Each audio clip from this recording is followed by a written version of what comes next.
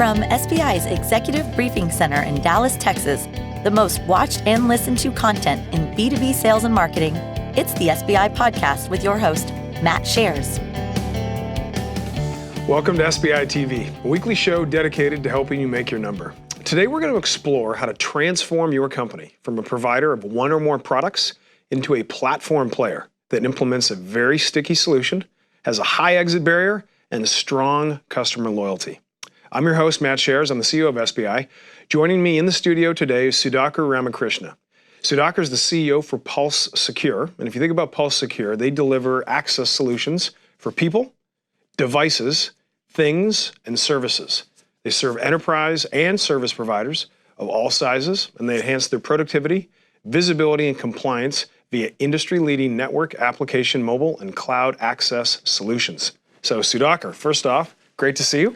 Thank you. Welcome to the show. Thanks for having me. And based on my description of what you do and the fact that I ran that drill 5 times, now I want you to translate all those big words that a guy like me doesn't understand. I'd love to hear a little bit more about your background, but talk a little bit about what Pulse does and how the audience should think about Pulse Secure. Sure.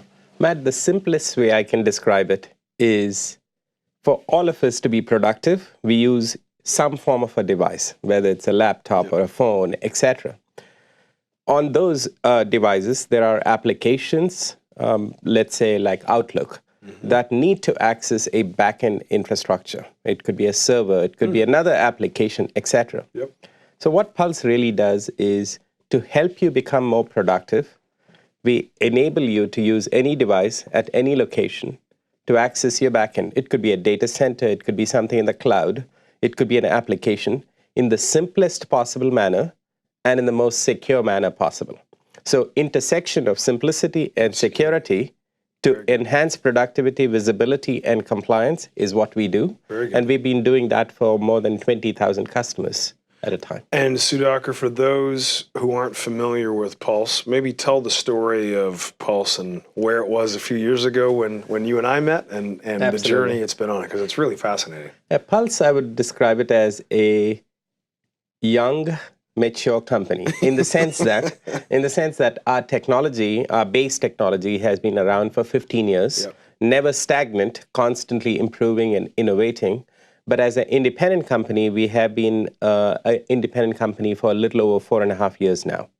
We were part of a Juniper division that was spun out. And since then, we have been on a very fast path of expanding our addressable market. In fact, we expanded it from 700 million to 4 billion and growing at about 17 to 20% right now. An employee base that was barely 200 in a single function, which was R&D, to more than 650 people across all functions worldwide. That's incredible. Organic presence in 21 countries and continue to expand and have built a portfolio that is not only addressing the needs of our customers today, but it's very relevant into the future. And then, Sudhakar, tell us a little bit about your background, because I think you've had a fascinating run to the CEO chair. Yeah, I've had a very interesting background, but I'll also say I've had a very lucky background in many ways. Just prior to joining Pulse, I was leading the enterprise and service provider division at Citrix. I came up over the years through the product ranks. I've done networking technology, cloud, security, mobility, etc. across various industries, very large companies, very small companies. So the reason I say lucky is because I've had the good fortune of tasting all the way up and down the stack, so to speak, in sizes of companies, types of companies, etc. But the most important thing that I've been able to gain, I would say, through my experiences, from the very first day in my career, I've had the good fortune of working with customers. So the empathy for an engineer as it relates to a customer was essentially ingrained in me right from the get-go. I think that has been the biggest differentiator, so to speak, at a personal level. Very good. Well, it's great to have you here. I know we've got a great show planned. Thank you. So for those of you that are watching or listening, if you don't want to miss our weekly show, all you have to do to access our content library, if you're an iPhone user, just download the SBI app via the Apple App Store. Search for Sales Benchmark Index. You can use your iPhone notifications to bring your content to you on your commute, on your travel, or during your workout. So we're going to jump into it. So if you think about B2B companies achieving prominence by selling one or more category killer products, developing them in-house, they purchase other companies, and over time they build up a real stable of these sort of products, projects, and they have these loyal customers. But product development cycles change, support requirements change, and partner ecosystems change. So eventually, right, the effort to maintain and improve these products becomes very difficult, and it becomes expensive. Economic pressure causes these companies to look towards the art of discipline and creating a platform. So what Sudhakar and I are going to talk about today, and he is an expert, is creating a platform. And for many of you in technology businesses, this is truly the job to be done. So first, we're going to start with the mindset. So Sudhakar, if I think about the mindset, this is kind of making the leap from being a product provider to a platform provider, it does require a change in mindset. So maybe as a way to level set the audience, just describe the mindset from your perspective. Definitely.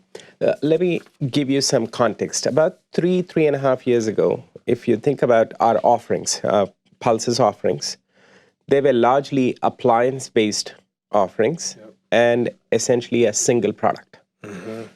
Obviously, the market is evolving rapidly where customers want choices. Most of our customers today want our products, for instance, to be consumed in physical form factor, virtual, as well as in cloud. On the other side, they want to buy perpetual licenses, subscription licenses, and usage-based licenses. So if you think about the number of permutations and combinations for a traditional product company and invest in traditional ways as you described, one is it'll be very expensive, two will be very slow. So fundamentally we'll be uncompetitive and will be underserving our customers. So therefore, the shift to a platform mindset was a very obvious shift. While the shift in mindset is obvious, the actual implementation, as you know, is incredibly difficult. So we had to do some very, very fundamental things. One is that, as you said, every company proliferates projects and products, and you become huge verticals. And so what we decided to do was not to have product line P&Ls at all in the company. We started saying we have one P&L, that is the company's P&L, step one.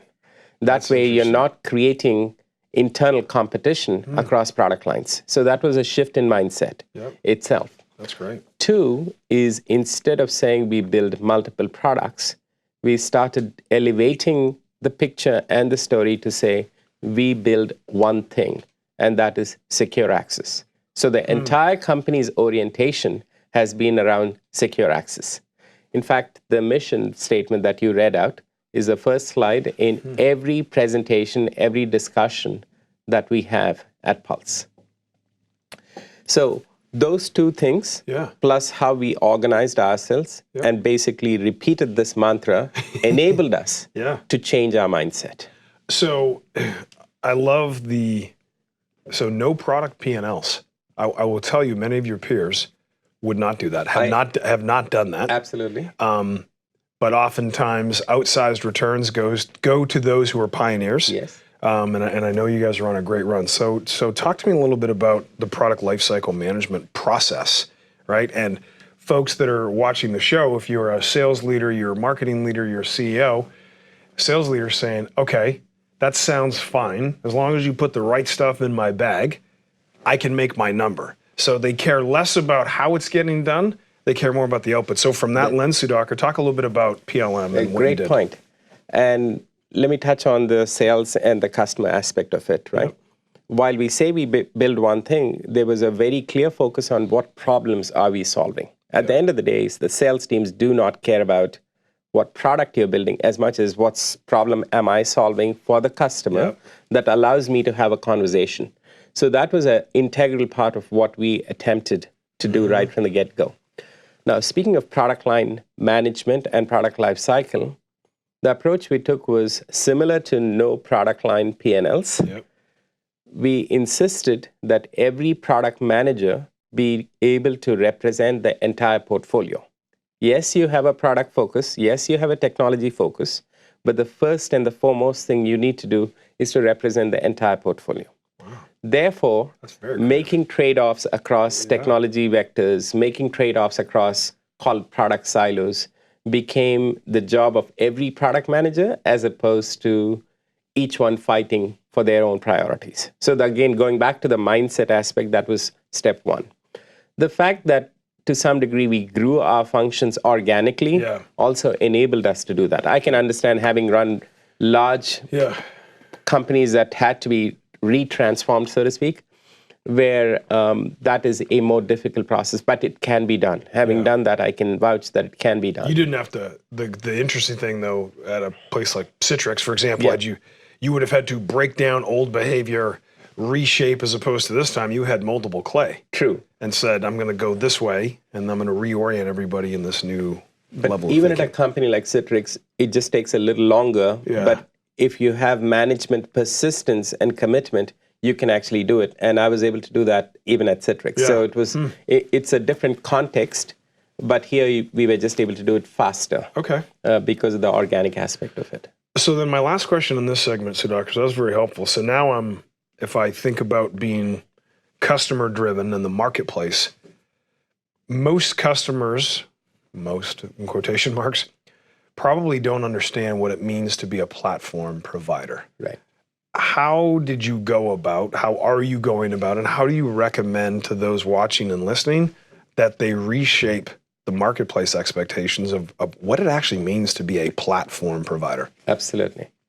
So first and foremost, the platform transformation has to happen internal to an organization like Pulse. Yeah. Now we need to translate the benefits of the platform to the customer, right? So the way we have been able to articulate that and what platform must mean to the customer is the following. One is it must mean simplicity, meaning do I need to learn multiple technologies, multiple interfaces, etc. Going back to multiple product companies, what happens is the management software or the visualization software for each product is different. So consequently, if I'm a customer owning 2 or 3 products from you, then I'm having to relearn things over and over again. A platform-based mindset should eliminate that. Yep. So first is simplicity. 2 is improved economics for the customer because they need to be able to get marginal benefit that is superior to having to buy multiple products from the same customer over and over again. So that is the benefit that the customer derives. In return, the vendor derives stickiness and loyalty because I'm giving you more faster and better in the context of a platform. 3 is the number of support calls have to reduce in a true platform-oriented solution and deployment. Why? Because there's a lot of technology leverage across various products and various use cases. So these are the things that a vendor's job is to translate it into benefits to the customer, and the customer must demand these things from a vendor. Well, Sudhakar, I can't thank you enough for coming by. That was incredibly educational and inspiring. Thank you. As many try to make this move, but they're not really sure how, you took something that is big and complex, and you broke it down and you made it easy to understand. Not easy to do, but easy to understand. So really appreciate the contribution. We are super excited about what's going on at Pulse, but thankful to our customers, partners, and all our vendor community out there. Well, the great thing about what Sudhakar and the team have been able to do is being private equity owned. You think about value creation, and as a CEO, that's your job. You've been able to create a tremendous amount of enterprise value, which is great for everybody along the way. So congratulations, and thanks for coming on. Thank you. Thanks for having me. All right, everybody. As always, I want to thank you, our audience, for tuning in. You always have a choice on where you put your eyes and ears, and I appreciate that you would spend some time with us today. So that's it for today. And as always, I wish you good luck as you try and make your number.